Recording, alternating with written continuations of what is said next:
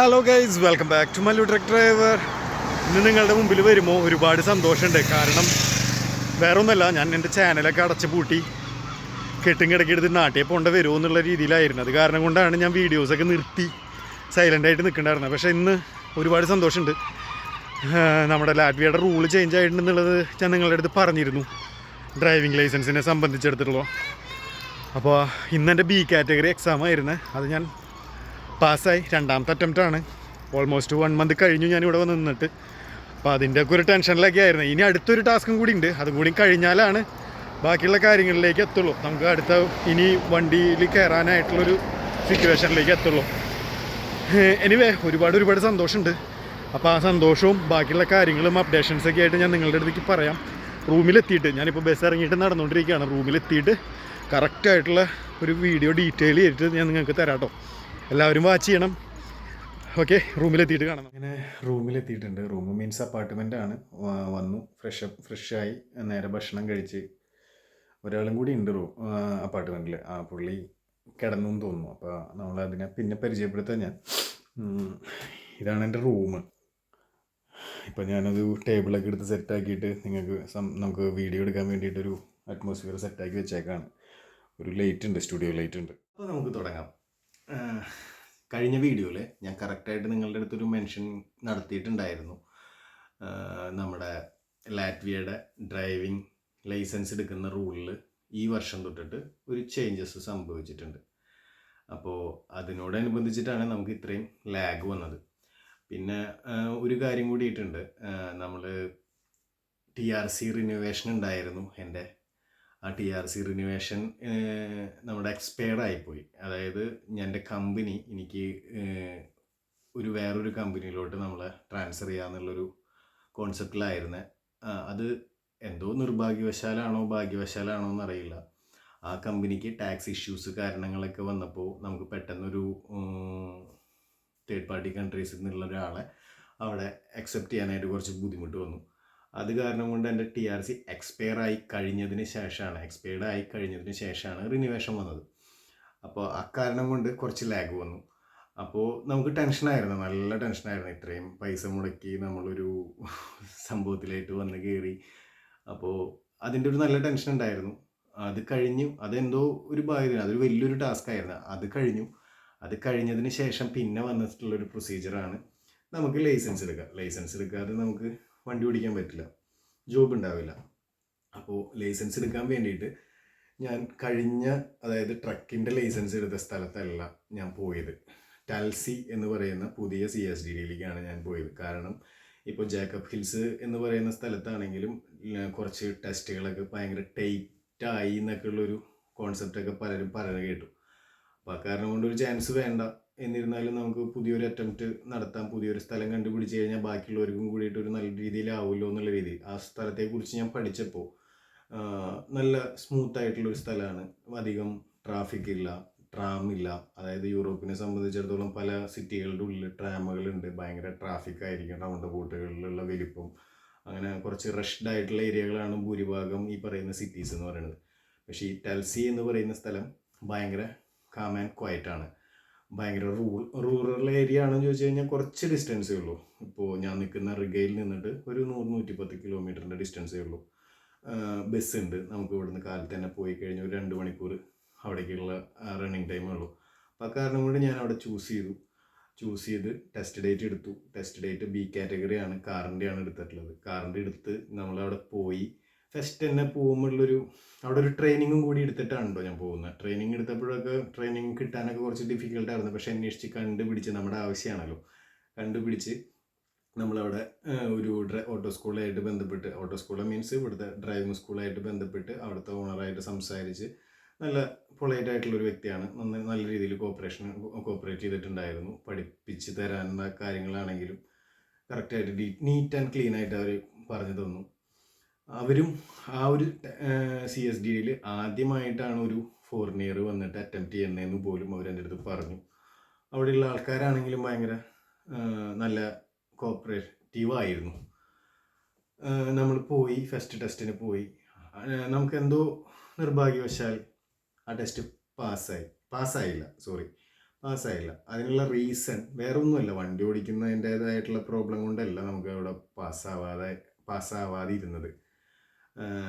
Mainly വന്ന ഇൻസ്ട്രക്ടർക്ക് ലാംഗ്വേജിൻ്റെ problem ഉണ്ടായിരുന്നു. എനിക്ക് ഇൻസ്ട്രക്ടർക്ക് ഇംഗ്ലീഷ് അറിയില്ലായിരുന്നു. അതൊരു വലിയൊരു ടാസ്ക്കാണ് കേട്ടോ. ലാറ്റ്വിയനെ സംബന്ധിച്ചിടത്തോളം പലർക്കും ലാംഗ്വേജ് പ്രോബ്ലം നന്നായിട്ടുണ്ട്. പല ഗവൺമെൻറ് ഓഫീസുകളിൽ ചെല്ലാണെങ്കിലും നമുക്ക് അവരെ പറഞ്ഞ് ബോധ്യപ്പെടുത്താനായിട്ട് പറ്റിയില്ലെങ്കിൽ അവർ മനസ്സിലാവില്ല, നമുക്കത് ഓപ്പോസിറ്റ് റിയാക്ഷൻ ആയിരിക്കും കിട്ടുക. അങ്ങനെ പുള്ളി എൻ്റെ അടുത്ത് വന്നു. ഞാൻ വണ്ടി ഓടിച്ചുകൊണ്ടിരിക്കുന്ന സമയത്ത് ലെഫ്റ്റ് റൈറ്റ് പറഞ്ഞത് പല്ലാബി പക്കറൈസി, അങ്ങനെ എനിക്ക് അറിയില്ലായിരുന്നു അന്ന് എന്താണ് ഈ പല്ലാബി പക്കറൈസി എന്നുള്ളത്. പക്ഷെ ഇന്ന് എനിക്കറിയാം. അപ്പോൾ അങ്ങനെ പറഞ്ഞു. ഞാൻ വണ്ടി ഓടിച്ചു, ഫുൾ ബ്ലറായി. ആള് ലെഫ്റ്റ് ഉദ്ദേശിക്കുന്നിടത്ത് ഞാൻ റൈറ്റ് തിരിയും, റൈറ്റ് ഉദ്ദേശിക്കുന്നിടത്ത് ലെഫ്റ്റ് തിരിയും. അങ്ങനെ ആ ടെസ്റ്റ് ഫെയിലായി. രണ്ടാമത്തെ ടെസ്റ്റ് ഇന്നായിരുന്നു. ആ ടെസ്റ്റ് നമ്മുടെ പ്രോബ്ലം അവിടെ പറഞ്ഞപ്പോൾ ഒരു ഇൻസ്ട്രക്ടർ, ഇംഗ്ലീഷ് അറിയാവുന്ന ഇൻസ്ട്രക്ടർ വന്നു.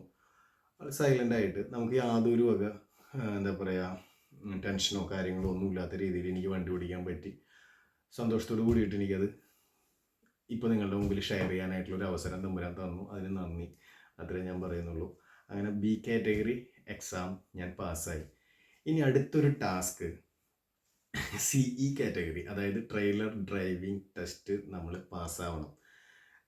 ഇതൊക്കെ നമ്മളുടെ കാലക്കേടെന്നല്ലാതെ വേറൊന്നും പറയാനില്ല. അത് കാരണം കൊണ്ട് അത് ഞാൻ നിങ്ങളുടെ അടുത്ത് കറക്റ്റായിട്ട് പറയുകയാണ്. 2024 മുമ്പ്, അതായത് 2024 2025 മുമ്പ് ആയിരുന്നെങ്കിൽ ഈ പ്രോബ്ലംസ് ഒന്നുമില്ല. നമ്മുടെ ക്രൈറ്റീരിയാസ് ഫുള്ള് കംപ്ലീറ്റഡ് ആയിരുന്നു. അതായത് കോഡ് 95 കഴിഞ്ഞു, ഡ്രൈവിംഗ് ടെസ്റ്റ് പാസ്സായി. ട്രക്കിൻ്റെ ഡ്രൈവിംഗ് ടെസ്റ്റ് ആയിരുന്നു. അത് പാസ്സായി കഴിഞ്ഞാൽ 2024 6 മാസത്തിനുള്ളിൽ, അതായത് ഞാൻ എടുത്തത് 2024 ആണ്, 23 അറിയില്ല, എടുത്ത് അവിടെ ചെന്ന് സബ്മിറ്റ് ചെയ്താൽ മതിയായിരുന്നു. ഇതിൻ്റെ ലൈസൻസ് അവിടെ സബ്മിറ്റ് ചെയ്ത് കഴിഞ്ഞാൽ എനിക്ക് അവിടെ നിന്ന് പ്രിൻ്റ് അടിച്ച് കൺവെർട്ടർ ലൈസൻസ് കിട്ടുമായിരുന്നു. യൂറോപ്പിൽ, അതായത് ലാറ്റ്വിയൻ കൺട്രിയിലെ എല്ലാ വെഹിക്കിൾ ഓടിക്കാനായിട്ടുള്ള, വണ്ടികൾ ഓടിക്കാനായിട്ടുള്ള ലൈസൻസ് അവിടെ നിന്ന് പ്രിൻ്റ് ചെയ്ത് കിട്ടുമായിരുന്നു. പക്ഷേ നമ്മളുടെ സിറ്റുവേഷൻ, അതായത് പാപി ചെല്ലുന്നിടം പാതാളം എന്നില്ലാതൊന്നും പറയാനില്ല അവിടെ. അത് കാരണം കൊണ്ട് നമുക്കത് എടുക്കാൻ പറ്റിയില്ല. ഇപ്പോൾ നമ്മൾ പുതിയ നിയമങ്ങൾ പാലിച്ചല്ലേ പറ്റൂ. അപ്പോൾ നമുക്കത് എന്തായാലും എടുത്തേ പറ്റൂ. അപ്പോൾ അതെന്തായാലും എടുക്കാനായിട്ടുള്ള പരിപാടിയിലാണ് നിൽക്കുന്നത്. അതിലുള്ള മെയിൻ പ്രോബ്ലം കുറച്ച് കോംപ്ലിക്കേറ്റഡ് ആണ്. കാരണം ഇവിടുത്തെ ഡ്രൈവിംഗ് സ്കൂളുകൾ പ്രൊവൈഡ് ചെയ്യുന്ന ട്രെയിലർ എന്ന് പറയുന്ന സംഭവം ട്രക്ക് വിത്ത് ട്രെയിലറാണ്. 2 കമ്പാർട്ട്മെൻ്റാണ്. നോർമലി നമ്മൾ GCCയിലും ഇവിടെ നമ്മൾ ഉപയോഗിച്ചുകൊണ്ടിരിക്കുന്നതായിരുന്ന ട്രെയിലർ പോലത്തെ, അല്ലെങ്കിൽ നാട്ടിലത്തെ ട്രെയിലർ പോലത്തെ ട്രെയിലറിലെല്ലാം നമുക്കിവിടെ ഡ്രൈവിംഗ് ടെസ്റ്റ് ഓട്ടോ സ്കൂളാണ്, അതായത് ഡ്രൈവിംഗ് സ്കൂളുകാർ നമുക്ക് തരുന്നത്. അവരുടെ വണ്ടിയിലാണ് നമ്മൾ ടെസ്റ്റ് അടിക്കാൻ പോകുന്നത്. അപ്പോൾ അത് ഒരു വലിയൊരു പ്രോബ്ലമാണ്. അപ്പോൾ നമ്മുടെ കമ്പനിയായിട്ട് ബന്ധപ്പെട്ടപ്പോൾ കമ്പനി അറേഞ്ച് ചെയ്ത് തരാം, നമ്മൾ ഓടിക്കുന്ന പോലത്തെ ഒരു ട്രക്ക്, അതായത് ട്രെയിലർ നമുക്ക് അറേഞ്ച് ചെയ്ത് തരാമെന്ന് പറഞ്ഞിട്ടുണ്ട്. നാളെ അതിന് വേണ്ടിയിട്ട് പോകുന്നുണ്ട്. അവിടെ ചെന്നിട്ടുള്ള വീഡിയോസ് എടുത്തിട്ട് ഞാൻ നിങ്ങൾക്ക് കാണിച്ചു തരാനായിട്ട് ഞാൻ ട്രൈ ചെയ്യാം. അത് നമ്മുടെ കമ്പനിയുടെ അണ്ടറിലുള്ളതാണെന്ന് തോന്നുന്നു. എന്തായാലും നമ്മുടെ ഒരുപാട് ഫ്രണ്ട്സുകൾ ഇപ്പോൾ എടുത്തുകൊണ്ടിരിക്കുന്നുണ്ട് ആ ട്രെയിലറിൽ. നല്ല പോസിറ്റീവാണ്, നല്ല റേറ്റിംഗ് ഉണ്ട്, പാസിംഗ് റേറ്റിംഗ് കൂടുതലാണ്. കാരണം നമ്മൾ അത്രയും ഒരു വർഷത്തോളം നമ്മൾ ആ വണ്ടി ഇവിടെ ഓടിച്ചിട്ടുള്ളതാണ്. അപ്പോൾ അതുപോലത്തെ ഒരു വണ്ടി തന്നെ നമുക്ക് കിട്ടുമ്പോൾ പെട്ടെന്ന് ഫ്ലെക്സിബിളായിട്ട് നമുക്കത് പാസ്സാവാനായിട്ടുള്ള ചാൻസസ് കൂടുതലാണ്. എനിവേ, അതിന് വെയിറ്റിംഗ് ആണ്. എന്തായാലും നാളെ ഞാൻ പോയിട്ട് അത് അതൊന്ന് കണ്ടതിന് ശേഷമുള്ള ബാക്കിയുള്ള അപ്ഡേഷൻസ് നിങ്ങളുടെ മുമ്പിലേക്ക് വരാം. പിന്നെ നിങ്ങളുടെ അടുത്തൊരു പ്രത്യേകിച്ച് ഒരു കാര്യം പറയാനായിട്ടുള്ളത്, കഴിഞ്ഞ വീഡിയോയിൽ കമൻറ്റിൽ ഒരു സുഹൃത്ത് മെൻഷൻ ചെയ്തിട്ടുണ്ടായിരുന്നു, ഇവൻ എങ്ങനെയാണ് യൂട്യൂബിൽ രക്ഷപ്പെടുന്നത് എന്നുള്ളത് നോക്കിക്കൊണ്ടിരിക്കുക എന്നുള്ളൊരു രീതിയിലുള്ളൊരു കമൻറ്റ് ഉണ്ടായിരുന്നു. ശ്രദ്ധിച്ചു കഴിഞ്ഞാൽ മനസ്സിലാവും. ആ സുഹൃത്തിൻ്റെ അടുത്ത് എനിക്ക് യാതൊരു പ്രോബ്ലംസ് ഇല്ല കേട്ടോ. ആരുടെ അടുത്തും നമുക്ക് നെഗറ്റീവ് കമൻറ്റ് വരുന്ന ആൾക്കാരാണെങ്കിലും പോസിറ്റീവ് കമൻറ്റ് ഇടുന്ന ആൾക്കാരാണെങ്കിലും ആരോടും ഒരു ദേഷ്യമോ വൈരാഗ്യമോ ഒന്നുമില്ല. മാക്സിമം നമ്മൾ ഫ്ലെക്സിബിൾ ആയിട്ടുള്ളൊരു കാര്യമാണ്. അപ്പോൾ ആ പോയിന്റ് ഞാൻ പറയാണ്, അങ്ങനെയല്ല ബ്രോ. കാരണം ഞാൻ ആലോചിച്ചിട്ടുണ്ടായിരുന്നു, ആ ഒരു കമൻ്റ് ഇട്ടിട്ടുള്ള വ്യക്തികൾക്ക് മാത്രമല്ല, ഇനി എൻ്റെ വ്യൂവേഴ്സിൻ്റെ അടുത്തും കൂടിയിട്ട് ഞാൻ പറയാണ്. ഞാനൊരു ഹൈപ്പിൽ, അതായത് ഒരു പബ്ലിസിറ്റിക്ക് വേണ്ടിയിട്ടും റവന്യൂവിന് വേണ്ടിയിട്ടും ഒക്കെ യൂട്യൂബ് റൺ ചെയ്ത് കഴിഞ്ഞാൽ എനിക്ക് കിട്ടിയിട്ടുണ്ട് കേട്ടോ റവന്യൂ ഒക്കെ. അങ്ങനെ ഒരു രീതിയിൽ നല്ല രീതിയിൽ വിചാരിച്ചിട്ടുണ്ടായിരുന്നു. നല്ല രീതി മീൻസ് ഒരു ഹൈപ്പ്, ഒരു സെലിബ്രിറ്റി, ആ ഒരു രീതിയിലൊക്കെ ഞാനും ആഗ്രഹിച്ചിട്ടുള്ളൊരു വ്യക്തിയാണ്. സത്യസന്ധമായിട്ടുള്ളൊരു മറുപടിയാണ് ഞാൻ നിങ്ങൾക്ക് തരുന്നത്. പക്ഷേ ഇനി ഞാൻ ഈ ചാനൽ ഉപയോഗിക്കുമ്പോൾ അതിലുള്ള ജെന്യൂനിറ്റി മാത്രം നിങ്ങൾ കണ്ടാൽ മതി. അത്രേ ഞാൻ പറയുന്നുള്ളൂ. അത്രയും സിൻസിയറായിട്ടാണ് ഞാൻ പറയുന്നത്. അതായത് ഇപ്പോഴും ഞാൻ ഇത്രയും ലാഗ് ഇട്ടിട്ട് വീഡിയോ ചെയ്താലും എൻ്റെ ചാനൽ അത്ര വലിയ ചാനലൊന്നുമല്ല. പക്ഷെ ആ ചാനലിലുള്ള എൻ്റെ ചാനലിലുള്ള വ്യൂവേഴ്സിൽ വലിയാണ്ട് കോട്ടങ്ങളൊന്നും തട്ടിയിട്ടൊന്നുമില്ല. ഒരു ആവറേജ് എങ്ങനെ പോയാലും 1K നോർമലി പോകുന്നുണ്ട്. അതിൻ്റെ ഉള്ളിൽ ഒരാളെങ്കിലും നമ്മൾ നമുക്ക് അവരെ ഗൈഡ് ചെയ്യാൻ പറ്റിക്കഴിഞ്ഞാൽ, അവരുടെ സംശയങ്ങൾ പറഞ്ഞു കൊടുക്കാൻ പറ്റിക്കഴിഞ്ഞാൽ അത്രയും നല്ലതെന്ന് മാത്രം ഞാൻ ആഗ്രഹിക്കുന്ന ഒരു വ്യക്തിയാണ്. ഇനിയുള്ള വീഡിയോസ് നിങ്ങളൊന്ന് ഒബ്സർവ് ചെയ്ത് കഴിഞ്ഞാൽ ഞാൻ പറയുന്നത് എന്താണെന്നുള്ളത് നിങ്ങൾക്ക് മനസ്സിലാക്കാൻ പറ്റും. അതുപോലെ തന്നെ എൻ്റെ ഒരുപാട് കൂട്ടുകാർ ഇപ്പം ഞാൻ വീഡിയോ ചെയ്യാതിരുന്ന സമയത്ത് എങ്ങനെയെങ്കിലും ഇവിടേക്ക് എത്തിപ്പെടണം. ഞാൻ എപ്പോഴും പറയുന്ന ഒരു ഡയലോഗുണ്ട്, ഈ എങ്ങനെയെങ്കിലും ഒന്ന് മാറ്റി വെച്ചിട്ട് വേണം നമുക്ക് ഇങ്ങോട്ടേക്ക് വരാനായിട്ട്, പ്രിപ്പയർ ആവാനായിട്ട്. ജെനുവിനിറ്റി ഫോളോ ചെയ്യുക എന്നുള്ളത് മാത്രമേ പറയുന്നുള്ളൂ. ഒരുപാട് ഇൻഫ്ലുവൻസേഴ്സ് യൂട്യൂബിൽ വീഡിയോസ് ഇടുന്നുണ്ട്. അവർ ചെയ്യുന്നത് നല്ല കാര്യങ്ങളൊക്കെ തന്നെയാണ്. പക്ഷേ മെജോറിറ്റി വീഡിയോസിൽ വരുന്ന കണ്ടന്റ് എന്ന് പറയുന്നത് ഇവിടുത്തെ ഹാപ്പിനെസ് ആണ്. ഫ്ലെക്സിബിളായിട്ടുള്ള ഞങ്ങൾ ചെയ്തുകൊണ്ടിരിക്കുന്ന കാര്യങ്ങളാണ് ചെയ്യുന്നത്. അതല്ല ശരിക്കുള്ള റിയാലിറ്റി എന്നുള്ളത് നിങ്ങൾ മനസ്സിലാക്കണം. ആസ് എ വ്യൂവർ എന്നുള്ള രീതിയിൽ നിങ്ങൾക്ക് വേണ്ട സംഭവം അനലൈസേഷൻ കുറച്ചും കൂടി ഒന്ന് നിങ്ങൾ ചിന്തിച്ചാൽ നിങ്ങൾക്കത് കറക്റ്റായിട്ട് മനസ്സിലാക്കാൻ പറ്റും. ആ വീക്ക് പോയിന്റിലാണ് ഈ പറയുന്ന ഏജൻസികളാണെങ്കിലും ബാക്കിയുള്ളവരാണെങ്കിലും നമ്മളുടെ കയ്യിൽ നിന്ന് ട്രാപ്പിലോട്ട് പെടുത്തിക്കൊണ്ടിരിക്കുന്നത് എന്നുള്ളത് നിങ്ങൾ ആദ്യം മനസ്സിലാക്കുക. പിന്നെ ഞാൻ അന്വേഷിച്ചു, എനിക്കിപ്പോൾ ഒരുപാട് ലീഡുകൾ കിട്ടുന്നുണ്ട് നിങ്ങളെ ഗൈഡ് ചെയ്യാനായിട്ടുള്ളത്. അതുപോലെ തന്നെ ഞാൻ എത്രത്തോളം ലീഡ് കിട്ടിയിട്ട് നമ്മൾ ജെന്യൂനായിട്ട് പറഞ്ഞിട്ടും വിസ അടിച്ചിട്ടും ഇവിടെ വരാൻ പറ്റാത്തതായിട്ടുള്ള ഒരുപാട് പേരുണ്ട്. അതിൽ ഒരു ഫ്രണ്ട്, അതായത് എൻ്റെ ഒരു ബ്രദറിൻ്റെ സ്ഥാനത്ത്, അല്ലെങ്കിൽ എൻ്റെ ഒരു ഏറ്റവും ഇൻറ്റിമേറ്റ് ആയിട്ടുള്ളൊരു റിലേഷൻ പോലെ ഞാൻ കീപ്പ് ചെയ്ത് നിൽക്കുന്നുണ്ടായിരുന്ന ഒരു ഫ്രണ്ടിന് വിസ അടിച്ച് വന്നിട്ട് ഇവിടെ വന്നിറങ്ങിയിട്ട് ഇവിടുത്തെ പ്രോബ്ലം കൊണ്ട്, അതായത് ഇവിടുത്തെ സർട്ടിഫിക്കറ്റ് വെരിഫിക്കേഷൻ കൊണ്ട് പുള്ളിക്ക് നാട്ടിലോട്ട് തിരിച്ച് കയറി പോകേണ്ടതായിട്ട് വന്നു. അതിനെക്കുറിച്ചിട്ടൊക്കെ ഞാൻ നിങ്ങളിലേക്ക് പറയാം.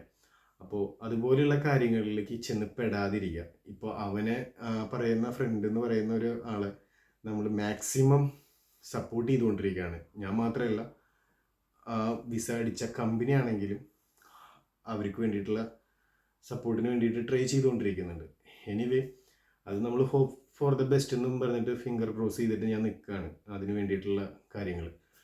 അപ്പോൾ ഞാൻ പറഞ്ഞു വന്നത് വേറൊന്നുമല്ല, നമ്മളുടെ ഒരു ഏജൻസി നമുക്ക് വേണ്ടിയിട്ട് കുറച്ച് ജെന്യൂൻ ആയിട്ടുള്ള ഒരു കുറച്ച് ഓപ്പർച്യൂണിറ്റീസ് എനിക്ക് തന്നിട്ടുണ്ട്. അതിനെക്കുറിച്ച് ഞാൻ പഠിച്ചുകൊണ്ടിരിക്കുകയാണ്. നാളെ അടുത്ത് തന്നെ 2 ദിവസത്തിനുള്ളിൽ ഞാൻ നിങ്ങൾക്ക് നല്ല രീതിയിലൊരു അപ്ഡേഷൻ വീഡിയോ എങ്ങോട്ട് ഗൈഡ് ചെയ്ത് കഴിഞ്ഞാൽ നന്നായിരിക്കും എന്നുള്ളതിൻ്റെ ഒരു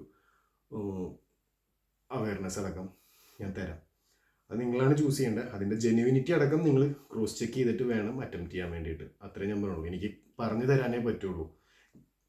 ഞാനും കേൾക്കുക, അതിൻ്റെ ജെന്യൂനിറ്റി ക്രോസ് ചെക്ക് ചെയ്തിട്ടാണ് നിങ്ങൾക്ക് തരുന്നത്. എന്നിരുന്നാലും നിങ്ങൾ ഡബിൾ ചെക്ക് ചെയ്തിട്ട് വേണം ഇതിന് അറ്റംപ്റ്റ് ചെയ്യാൻ വേണ്ടിയിട്ട്. എനിവേ, വീഡിയോ ഇഷ്ടപ്പെട്ടു എന്ന് വിചാരിക്കുന്നു. എന്നെ കാണുന്ന എല്ലാവർക്കും, ഇപ്പോഴും എനിക്ക് മെസ്സേജ് അയക്കുന്ന ആൾക്കാർക്കാണെങ്കിലും, കോള് വിളിച്ചു കഴിഞ്ഞാൽ എടുക്കാൻ പറ്റാത്തത് വേറെ ഒന്നുമല്ല, ഒരുപാട് പ്രോബ്ലംസ് ഉണ്ട്. പ്രോബ്ലംസ് മീൻസ് കുറച്ച് ബിസി, പിന്നെ ഫാമിലി ഇഷ്യൂസ്, വീട് പണി നടന്നുകൊണ്ടിരിക്കുകയാണ്. അപ്പോൾ അതിൻ്റേതായ കാര്യങ്ങളൊക്കെ ആയ കാരണം കൊണ്ടാണ് ഞാൻ കോളുകൾക്കും മെസ്സേജുകൾക്കും റിപ്ലൈ കുറച്ച് ഡിലേ ആയിക്കൊണ്ടിരിക്കുന്നത്. എനിവേ, വീഡിയോ ഇഷ്ടപ്പെട്ട് കഴിഞ്ഞാൽ ഒപ്പം കൂടിക്കോ. എന്തായാലും വഴിയിലിട്ടിട്ട് പോയില്ല. അത്രേ ഞാൻ പറയുന്നുള്ളൂ. അപ്പോൾ ബൈ.